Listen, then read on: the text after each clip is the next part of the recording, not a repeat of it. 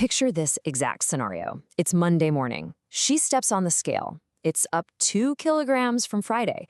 She didn't binge, she didn't go crazy, she just lived her weekend. And now she feels like an absolute failure before the day has even started.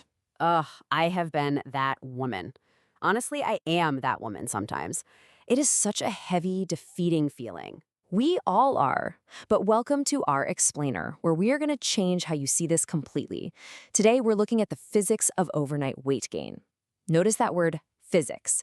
The moment we introduce physics, we aren't talking about personal failings or emotions anymore.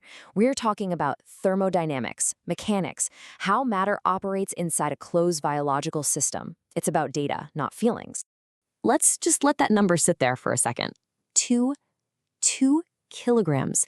A few grams up or down, we know that's just background noise. It's what living bodies do. But 2 kilograms feels huge.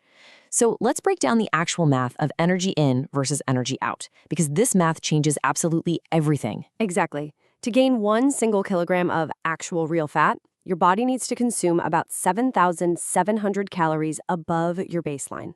That's above the calories your body already burns, just keeping you alive and breathing. Right, above your normal everyday meals. So to gain 2 kilograms of actual fat over a weekend, you would have to have eaten over 15,000 extra calories between Friday night and Monday morning. That is literally dozens of cheeseburgers on top of your normal diet. There is just no way. You physically did not do that. So when the scale goes up 2 kilograms on Monday morning, what are we actually looking at? Because the physics tell us unequivocally, it literally cannot be fat. Right, which brings us to this incredibly common, very dramatic claim, I gained 2 kilos overnight. If we didn't eat 15,000 extra calories, how does a human body just accumulate that much physical substance while we are practically dormant, asleep in bed? It feels like a biological magic trick, but it's really just water. It's water retention. Let's explain what the body is actually doing in plain human language, no heavy jargon. Let's say you had some delicious carbs over the weekend. Your body naturally stores those carbs in your muscles as energy called glycogen.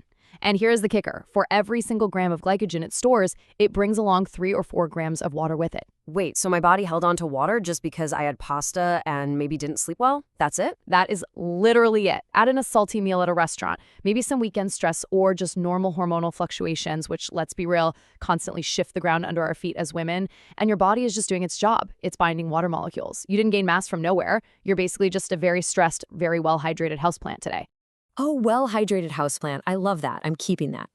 And it perfectly highlights the real friction here, overnight versus physics. The word overnight gives us this chronological shock. It feels so jarring. Yes, because the real problem isn't the number. It's the story we tell ourselves about the number. We all know the spiral. Oh, the spiral is so real. You see the number. You instantly panic. You decide you're going to skip breakfast. You slash your calories down to nothing. By Tuesday, you are completely exhausted and running on empty. By Wednesday, you are aggressively craving every carb in sight. And by Friday, you've just thrown your hands up and given up entirely, thinking, what's the point? Exactly. It's a vicious cycle caused by perception, not reality.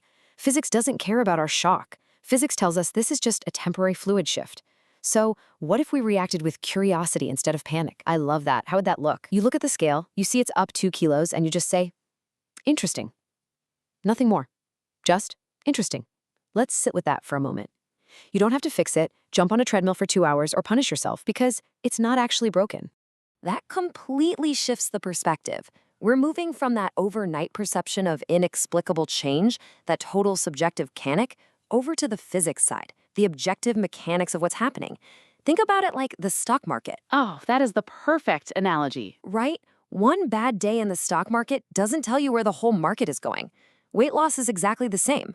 One weigh-in is just a tiny snapshot in time. It is not a final verdict on your life or your habits. Trends matter, not isolated moments. The real question isn't what did the scale say this morning? The real question is what direction am I moving over time? Absolutely. We give this little piece of plastic on our bathroom floor way too much power over our mood. We have to remember what this scale actually measures. It measures weight. It measures your gravitational pull to the earth at that specific microsecond. That's it. And I get a little passionate about this because the scale does not know your story. It doesn't measure your effort, it doesn't measure your consistency or your patience or that incredible walk you took yesterday or the water you drank or the healthy choice you made at lunch. It just measures gravity and fluid. It does not get the final vote. So true.